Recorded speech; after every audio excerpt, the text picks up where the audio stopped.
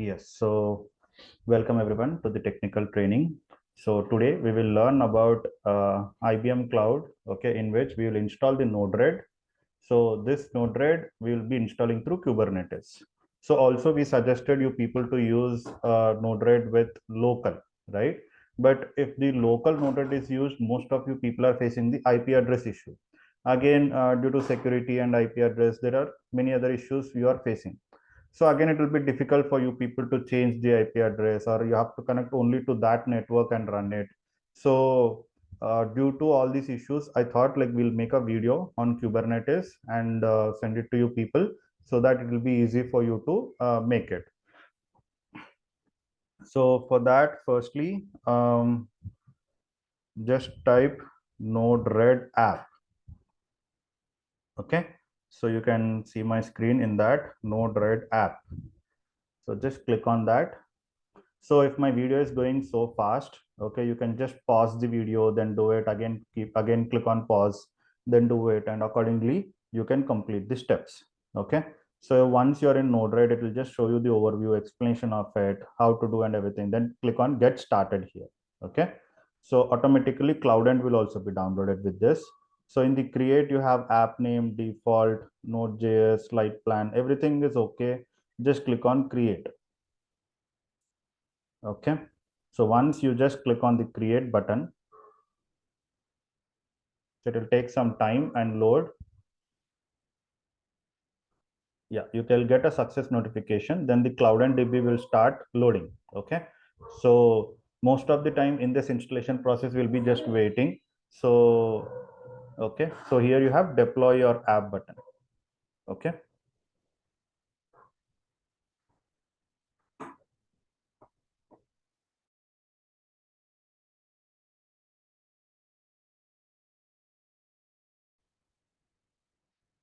yes, so here you can see now the CloudEnt is installed and the deploy your app button is now enabled. So it will take some time to load. Okay, so after loading, the deploy your app button will be enabled. So once it is enabled, just click on that. Okay, so once you click on your deploy your app button, so there is Kubernetes here. Before in the technical training sessions, we have used Cloud Foundry, but now Cloud Foundry is deprecated. Okay, it is no more used, so we can't use Cloud Foundry. So that's why we are using Kubernetes services. Okay, so if you go down, you have API key here, right? So here you can see no clusters available. So we have to create a cluster event. So before that, once we create the API key, there will be a create button here so that we can create the cluster. Okay, so for the API key, just click on the new button. Okay, and here nothing to be changed or nothing to be tick marked, just click OK.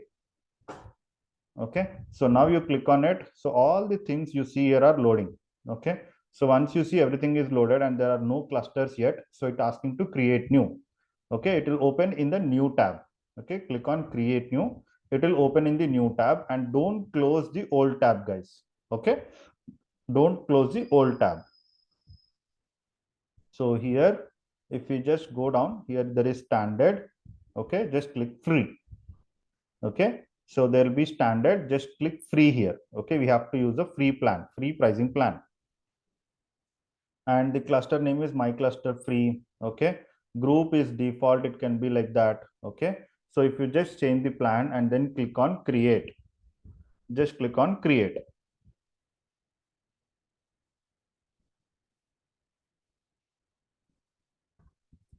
Yes, so here you can see that the cluster started created and node status 1 out of 1 is pending. Okay, so this status should turn to successful. Okay, and here also pending is there in ingress status. Okay, so this also should be completed. So all of this should be showing properly, and there is also one more limit in days, 30 days. Okay, expires in 30 days. So the node the Kubernetes will expire in 30 days. So after 30 days again you have to generate new one. Okay, it is better than local Node-RED, because local Node-RED, again the IP connection and everything, every time you have to do. Okay, so every time you want to do the project, you want to connect the project, you have to put a new IP. So that's why it will be a problem. So here there is no problem like that. Okay, so that's why if you scroll down and see all the data and everything, So it will be just loading all of these details, and here you can see preparing master workers. Okay, so approximately it will just take 15 to 20 minutes, okay, for it to create all the clusters and everything. Okay, so that's the reason, leave it like this. Okay, and you can just wait for 15 to 20 minutes so that it setups all the required files and everything. Okay, so it creates everything for you people. So I'll just pause the recording and again start it off once it is completed. Okay, I'm not going to change anything, so it will be same, and it will just take 15 to 20 minutes of loading time, so that I don't want to record. So that's why I'm just showing you after the loading process. After that, once it is completely loaded, I'll show you how it will look like. Okay, so yes.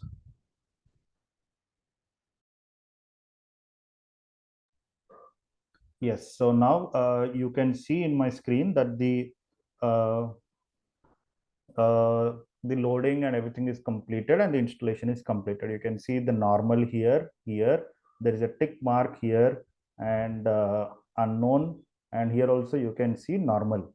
Okay, so once you get normal here, it indicates that the installation and everything completed properly.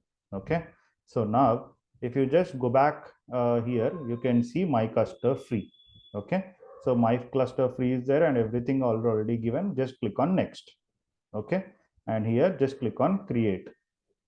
So once you click on create, again here also it will take around 5 to 10 minutes of time. Okay, once you, the Kubernetes service returned an invalid HTTP response, check the account permissions and try again. Okay, so again let's click.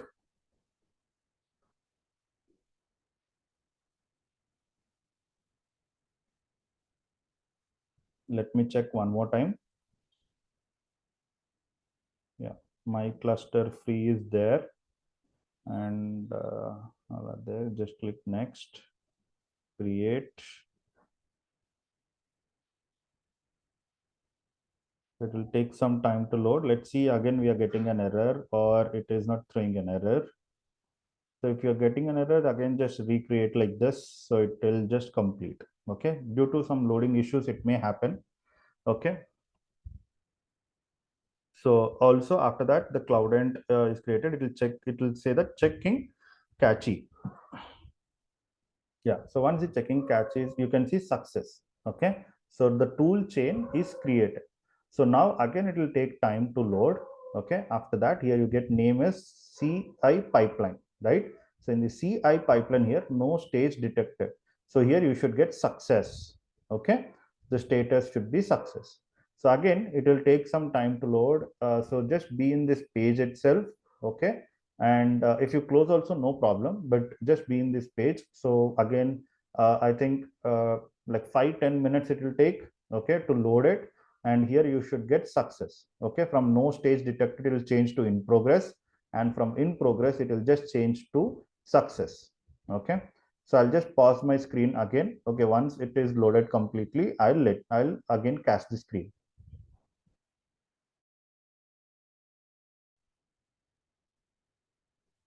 Yes, so now you can see that here you get success, right?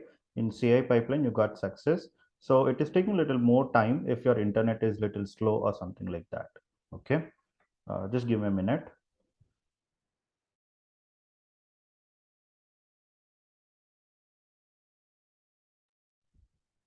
Yes, so now you can see that the CI pipeline is successful here, right? You can able to see success. So after loading, it will show success. So once this is shown, so now you can open the Node-RED. Okay, the service and everything is ready now. You can just open the Node-RED. So I'll show you how to open that even. Okay, so just click on IBM Cloud here.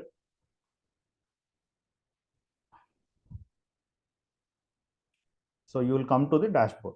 Okay, so the dashboard page will be open for you once the installation process is completed. So here you have the list here. Okay, this particular block is like resource list. Okay, so just go to the resource list. So in that you will have database and many other things. Okay, so let it load. So you can see containers. So there are two containers now. Okay, my cluster free and some other. Okay, so everything, it will be visible for you also. Then database is there, then developer tools. Yes, so once you are in developer tools, so here you can see this Node-RED, right? So just click on this Node-RED.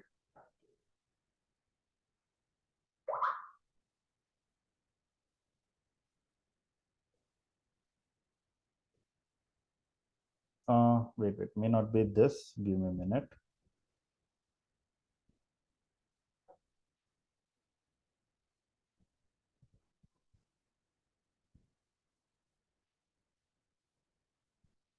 Yeah, let's open this cloud application. Okay, this one, just click on that.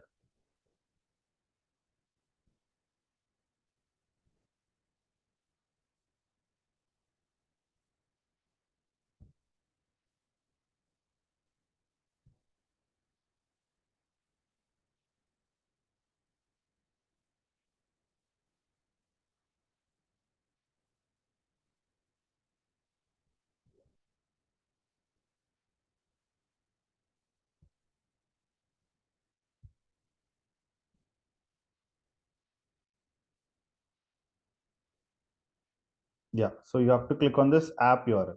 So here you have app URL, right?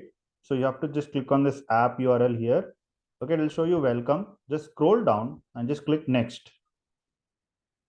So here it will ask you to secure your Node-RED and everything with username and password, or just put not recommended. Okay. So however, we have to connect to MIT App Inventor, and I don't want you people to again struggle with username and password. So later when you're developing a real-time product in for a company, then you can use this username and password. Okay. As of now, it's like basic product for us. So you can just put not recommended and just give a tick mark here. Okay. So once you tick mark, just click on next. So if you want the tutorials to become an IPM developer, you can just go through this. If not, just click next. Then you have a finish install, just click on finish. Okay. So it will just say applying the settings and starting Node-RED. Okay. So done. After that, it will just show go to your Node-RED flow editor. Just click on the go to your Node-RED flow editor,